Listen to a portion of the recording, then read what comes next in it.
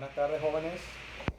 Esta es la clase correspondiente a las sociedades anónimas, la continuación de las sociedades anónimas que venimos analizando desde la semana anterior. La semana anterior nos quedamos en la parte referente a lo que tiene que ver con las asambleas de las sociedades anónimas.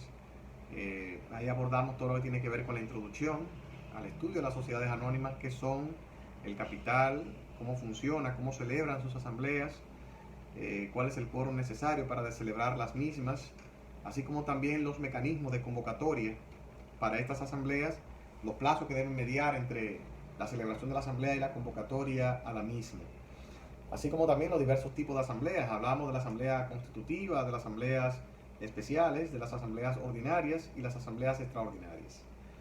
Ya en esta clase, que creo que será la última atinente a las asambleas, a las sociedades anónimas, vamos a abordar lo que tiene que ver con la administración y gestión de las sociedades anónimas, así como también con los mecanismos de supervisión o los órganos de supervisión internos que la ley prevé para estas sociedades, y finalmente con el tema de las acciones. Fíjense bien, las sociedades anónimas son administradas, a diferencia de otros esquemas o vehículos corporativos, son administradas por un consejo de administración. Ese consejo de administración, de conformidad con lo que prevé la ley de sociedades, deberá estar integrado por tres personas o tres miembros como mínimo. Cuando decimos personas no necesariamente tenemos que hacer referencia a personas físicas, pueden ser personas jurídicas, puede estar integrado por sociedades también, pero lo importante es que se tome en cuenta que el presidente de ese consejo de administración necesariamente debe ser una persona física.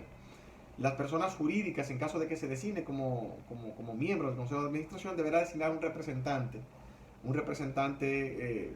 derivado de una persona física, evidentemente, para que le asista o participe en las reuniones de ese consejo de administración. Entonces, la ley fija ese número mínimo, pero los estatutos pueden establecer un número mayor a esa cantidad, así como también un número inferior de los integrantes de ese consejo de administración. Entonces, es importante esto, o sea, que la administración en este tipo de sociedades es colegiada y le corresponde a este consejo. Ese consejo es designado por la Asamblea General Ordinaria. Evidentemente, cuando se constituye una sociedad anónima, ese consejo es designado por la Asamblea Constitutiva, evidentemente. En ese caso, la duración de ese mandato será de 3 años. La asamblea ya ordinaria se encargará de designar, una vez concluye ese primer mandato, a los integrantes de ese consejo, y ese plazo máximo de duración de mandato será de 6 años, el cual prevé la ley de sociedades. ¿De qué se trata este tema fundamentalmente?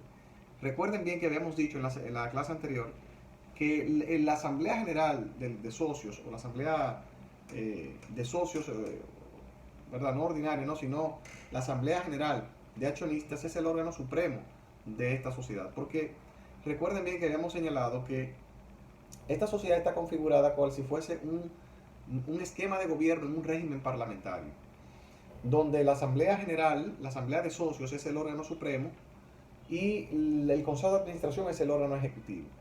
Ese Consejo de Administración es designado entre todos los socios que integran la sociedad, sin importar la categoría de las acciones que detenten cada uno de esos socios. Entonces, este órgano ejecutivo se denomina Consejo de Administración y tendrá las facultades de gestionar, de dirigir los negocios sociales. De tal manera que las mismas disposiciones que hemos analizado con relación a las sociedades de responsabilidad limitada, en comandita por acciones y demás, se aplican también al órgano de dirección de las sociedades anónimas. De manera que los integrantes, o sea, el Consejo de Administración podrá actuar en toda circunstancia en representación de la entidad, de la sociedad.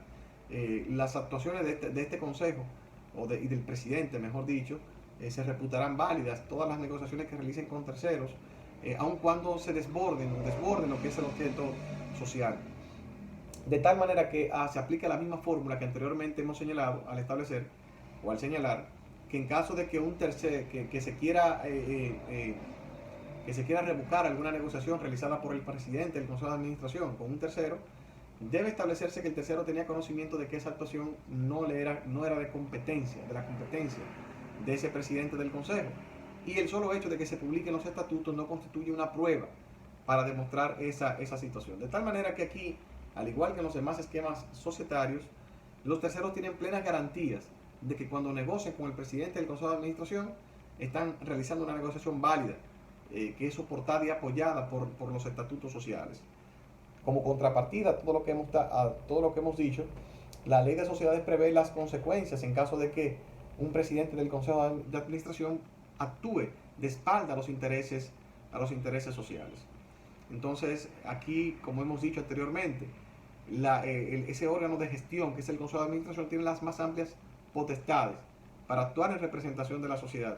Y ese consejo estará representado por un presidente, como ya lo hemos dicho. La ley prevé cuáles son las atribuciones de este consejo. Y es importante señalar que esos integrantes del Consejo de Administración se reputan como comerciantes para todos los fines de la ley. O sea, así como hemos dicho anteriormente que los gerentes de las sociedades de responsabilidad limitada se asimilan como comerciantes, los gerentes de las sociedades en nombre colectivo y en comandita se asimilan como comerciantes, también la ley le da esta condición o esta calidad a los integrantes del Consejo de Administración. La ley prevé cuáles son las incompatibilidades y las prohibiciones que se fijan para los integrantes del Consejo de Administración y de manera muy especial para el presidente del Consejo de Administración. Es importante que ustedes sepan que los integrantes del Consejo no pueden, prevaleciéndose de su posición, aprovecharse de las ventajas que la ley prevé para ella, ¿verdad? Para la misma sociedad. No pueden tomar préstamos para la sociedad, no pueden aprovechar las ventajas comerciales que se le atribuyen a la sociedad para utilizarla en provecho propio, no pueden utilizar los bienes de la sociedad en su beneficio propio. De hecho, la ley prevé que en caso de que uno de los integrantes del Consejo de Administración realice una convención o negocio con la misma sociedad de forma individual, este negocio o esta transacción deberá estar sujeta a la aprobación de la Asamblea General de Socios. O sea que están limitados los poderes de los administradores o de este órgano, ¿verdad?, colegiado, que es el Consejo de Administración. Está limitado por lo que la misma ley prevé, que es fundamentalmente la transparencia, la idoneidad y el hecho de que al ser administradores deberán ajustar sus actuaciones a lo que el principio cardinal que prevé la ley con relación a la gestión de los negocios sociales, que consiste en que deben actuar como buenos hombres de negocios, con la debida prudencia, con la prudencia y la diligencia de un buen hombre de negocios. Entonces, evidentemente que en caso de que sus actuaciones no se correspondan con esos preceptos, entonces pueden comprometer su responsabilidad, como ya lo hemos dicho anteriormente, para los órganos de gestión y administración de las sociedades que ya anteriormente hemos estudiado. Pues bien, entonces es importante conocer esto, o sea que primero estamos ante un órgano colegiado y que ese órgano colegiado tiene las más amplias facultades para actuar en representación de la sociedad. Ustedes han escuchado ya en otras clases que los administradores son responsables respecto de cualquier anomalía, de cualquier irregularidad en el desempeño de esa función, en caso de que perjudiquen los intereses de la sociedad o de los socios. Y es así, en este tipo de sociedad, al ser una sociedad de naturaleza capitalista esencialmente, donde existen una amplia gama de intereses totalmente contrapuestos, la ley prevé que los socios puedan actuar en represalia contra esas actuaciones irregulares que realicen los administradores. Estas manifestaciones o estas acciones se revisten la forma o revisten la denominación de acción social. Esa acción social puede ser ut universi o puede ser ut singuli. Es ut universi cuando esa acción social es dirigida por la misma sociedad. ¿Cómo la sociedad incoa una acción contra los administradores? La ley prevé que puede reunirse en asamblea y ese 20% de los socios puede demandar la celebración de la asamblea y puede decidir designar uno de sus miembros o hacerlo por su propia cuenta, designando evidentemente una persona, ¿verdad?, para que interponga las acciones en responsabilidad contra los administradores. Esa acción en responsabilidad tiende a que los administradores resarzan o reparen, mejor dicho, el daño que le ha ocasionado a la sociedad su actuación negligente, su actuación o su conducta antijurídica. Pueden también los socios, de manera particular, en caso de que la sociedad no quiera o no desee intentar la acción en reparación, pueden ellos actuar, ya sea formando un conglomerado, un conjunto de socios, puedan actuar contra los administradores en caso de que estos realicen conductas o incurran en conductas antijurídicas y que la sociedad pretenda cubrirlos. O sea, la ley aquí es sumamente democrática en cuanto a quienes pueden tener la calidad de accionantes en una acción en reparación contra los administradores. Esto así, señores, porque hemos dicho anteriormente que si bien es cierto que los administradores tienen manos libres para actuar en representación de la sociedad y todo en aras de la fluidez de los negocios sociales, no menos cierto es que esa libertad tiene sus límites, tiene sus barreras, y esas barreras son fundamentalmente encaminarse y encaminar a la sociedad cual si fuesen buenos administradores, buenos gestores, personas correctas, personas honestas, personas leales con lo que es el compromiso frente a la sociedad. Pues bien, de eso se trata, señores. La ley también prevé quienes no pueden ser administradores, quienes no pueden integrar este consejo de administración, no pueden integrarlo personas que han sido condenadas a penas aflictivas infamantes, personas que desempeñen una función pública de manera fundamental, una función pública que esté ligada con lo que es el objeto social. Tampoco podrán ser administradores personas que han sido condenadas por bancarrota fraudulenta. O sea, personas que no tengan las condiciones de idoneidad no pueden actuar como representantes o como gestores o administradores o ser integrantes del consejo de administración de una sociedad anónima. Bien, eso es el cuadro general con relación al tema de los administradores. Es importante señalar también que esos administradores estarán supervisados en cuanto a su gestión por órganos de supervisión interna, también externa, en los casos que algunas leyes especiales o sectoriales así lo prevean. Por ejemplo, el caso de los bancos comerciales, que son obligatoriamente, deben ser obligatoriamente constituidos como sociedades anónimas y que deberán estar sujetos no solamente a mecanismos de supervisión internos, sino también externos, a través de internamente comités de auditoría y auditores externos, que de manera obligatoria la ley monetaria y financiera prevé que deberán estar sujetas a este tipo de entidades comerciales como son los bancos. Pero no todas las sociedades anónimas están sujetas a mecanismos de supervisión externos, sino que la ley pone de manera obligatoria, asigna que las sociedades anónimas, o prevé, mejor dicho, que las sociedades anónimas deben estar supervisadas por los comisarios de cuentas. Ya hemos dicho anteriormente de qué se trata estos funcionarios, prácticamente estamos ante las mismas atribuciones.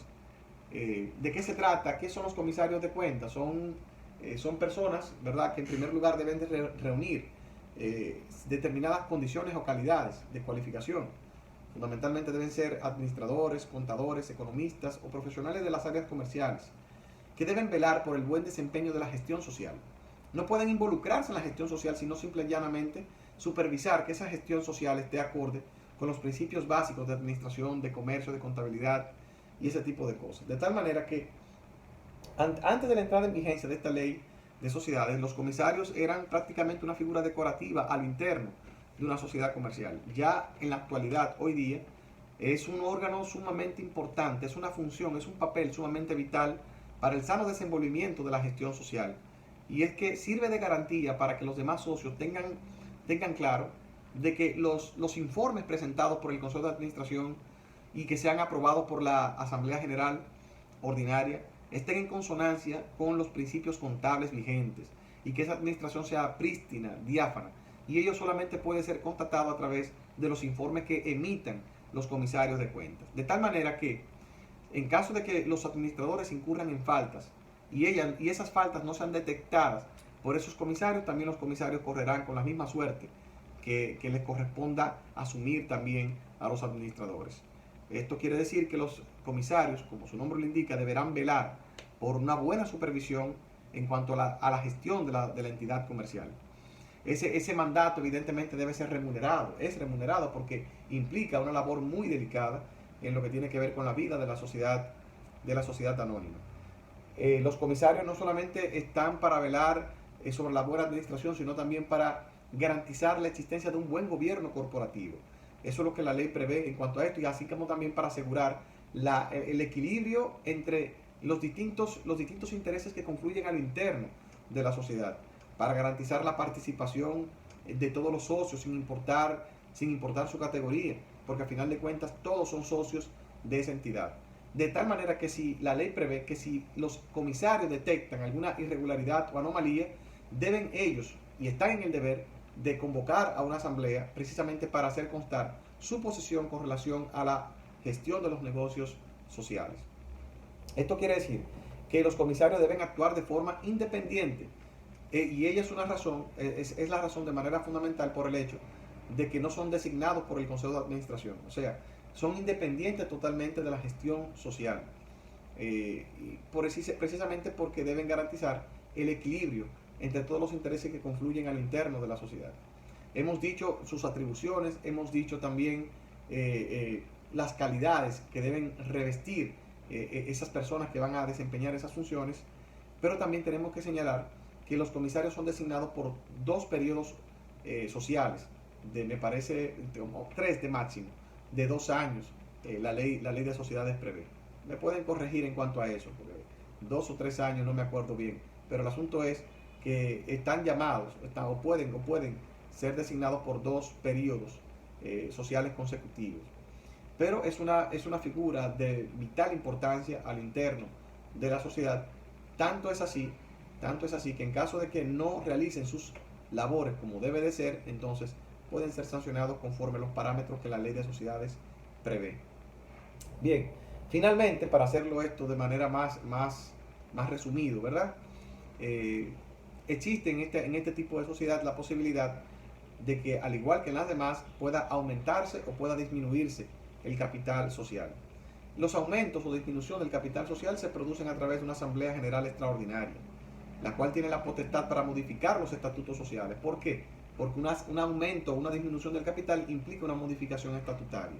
Esto se realiza a través de los mecanismos que la ley prevé para la celebración de estas asambleas extraordinarias.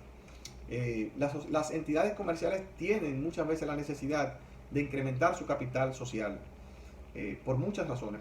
Por ejemplo, si es un banco, por ejemplo, si es de ahorro y crédito y quiere ser un banco múltiple, un banco de mayor jerarquía, entonces tiene que aumentar su capital al mínimo legal que la ley monetaria y financiera prevé que debe tener ese tipo de entidad para ser considerado un banco múltiple. Así también, si es un banco de ahorro y crédito, para ser banco de ahorro y crédito me parece que tiene que tener un capital la entidad de 75 millones de pesos. Para ser un banco múltiple, más de 100 millones de pesos de capital suscrito y pagado. Entonces, las entidades muchas veces se ven en la necesidad de incrementar su capital. Por ejemplo, si es una entidad que desea concertar préstamos o desea embarcarse en proyectos sumamente ambiciosos, debe mostrar un capital acorde con la magnitud del negocio que aspiran a realizar o que pretenden licitar o realizar. Por ejemplo, una sociedad de 100 mil pesos no puede pretender que le concedan una obra si va a realizar un proyecto que involucre sumas, qué sé yo, de 100 millones de pesos. O sea, que no se corresponde. Por esa razón, a la medida en que las entidades van creciendo, se van viendo la necesidad de incrementar su capital. Y ello, evidentemente, es un proceso que está previsto en la ley de sociedades. Entonces, es importante que se sepa que los estatutos son los que fijan ese capital. De igual manera, las sociedades pueden verse en la necesidad de disminuir su capital en caso de que hayan tenido pérdidas considerables, en caso de que hayan atravesado por un proceso de reestructuración mercantil, pero en ningún caso ese capital podrá ser menor del mínimo legal para seguir siendo sociedad anónima. Recuerden bien que dijimos en la clase anterior que este tipo de sociedad deberá tener un capital mínimo de 30 millones de pesos, que por lo menos deberá estarse suscrito y pagada la 10ª parte de ese capital, o sea, en este caso 3 millones de pesos. Entonces es importante que entiendan todo esto y que se realicen conforme los mismos parámetros que anteriormente hemos señalado para la convocatoria y la celebración de este tipo de asambleas. Finalmente, ya lo que atañe, ¿verdad?, a la parte que nos interesa en torno a este tipo de sociedad, tenemos las acciones. Y es un tema sumamente importante en razón de que la pertenencia o la condición de socio de una sociedad anónima lo determina, evidentemente, la tenencia de ese título valor. Decimos que la acción es un título valor porque es esencialmente negociable y transferible. A diferencia de los demás instrumentos que sirven de base para determinar la pertenencia de un socio frente a una sociedad, en este tipo de instrumento que se denomina acción, existe una libertad absoluta porque es un título valor para transferirse o para cederse, sin necesidad de contar con el consentimiento de la sociedad o de los socios que la integran. Por esa razón es que la ley de sociedades define la acción como una parte alícuota del capital, y es un concepto sumamente entendible. ¿Por qué? Porque la suma de todas esas acciones determinan ese capital social, ese patrimonio social. Recuérdense bien que en función de ese patrimonio, entonces, es que se fija ese capital social. Y una acción es como si fuese una parte alícuota de ese patrimonio. Es como si fuese un pedacito, una pequeña porción de ese patrimonio. Por esa razón es que el tema de las acciones es sumamente vital, sumamente importante en el conocimiento de las sociedades anónimas. De manera más trascendental cuando esa sociedad anónima es de suscripción pública. En ese caso, esa acción es un título valor que es esencialmente negociable en el mercado y que la sociedad en ese caso puede captar depósitos del público y emitir esos títulos esencialmente negociables. Ese es otro mundo aparte, el tema de las sociedades anónimas que cotizan en el mercado de valores. Pero es importante que ustedes tengan una idea de cómo funciona esto.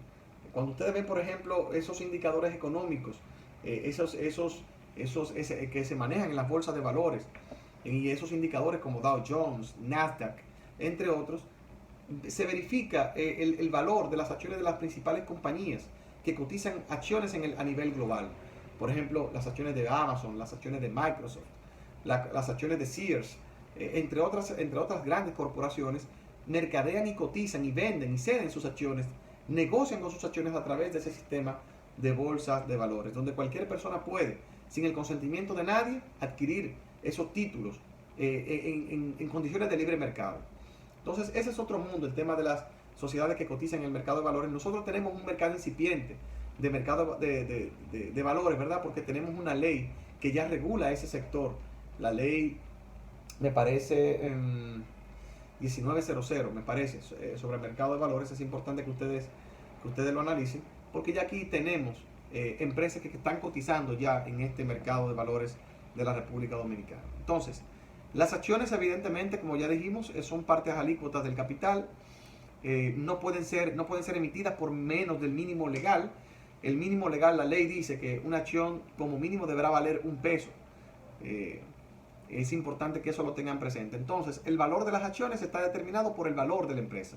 De tal manera que cuando una empresa se vende, lo que se están vendiendo son acciones. Porque las acciones, el valor de las acciones está determinado por el valor de la empresa en el mercado.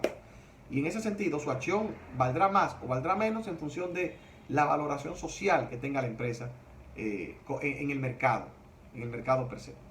Bueno, ahí ustedes en la ley podrán ver todas las aristas que tienen que ver con las acciones. La ley, por ejemplo, prevé las condiciones en que pueden ser cedidas o vendidas esas acciones. La ley prevé, por ejemplo, que las acciones, por ejemplo, previo a ser vendidas en el mercado, se le oferten primero a los socios. Eso puede estar previsto en los estatutos sociales. Son reglas de transferencia de las acciones, pero en modo alguno se le coarta a un accionista poder vender sus acciones en este tipo de sociedad de capital. Bien, esto es todo, señores, por esta oportunidad. En cuanto a terminar ya con el material de las sociedades anónimas, evidentemente falta mucho que abordar. Me hubiese gustado que ustedes sean más receptivos con las videoconferencias que nosotros enviamos, pero al no serlo, bueno, no queda otro recurso que enviar esto a través de este mecanismo. Nos queda una única clase, que son las empresas individuales de responsabilidad limitada. Voy a enviar ese material el lunes.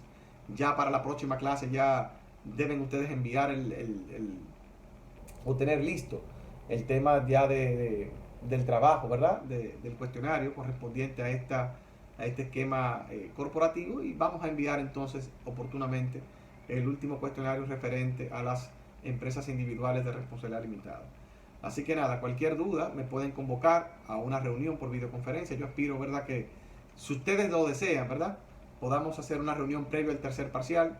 Eso es de opción de ustedes. Yo, mientras tanto, he cumplido con mi parte al abordar someramente una especie de resumen de este tipo de sociedad. Así que nada, tengan feliz resto del día y estamos en contacto.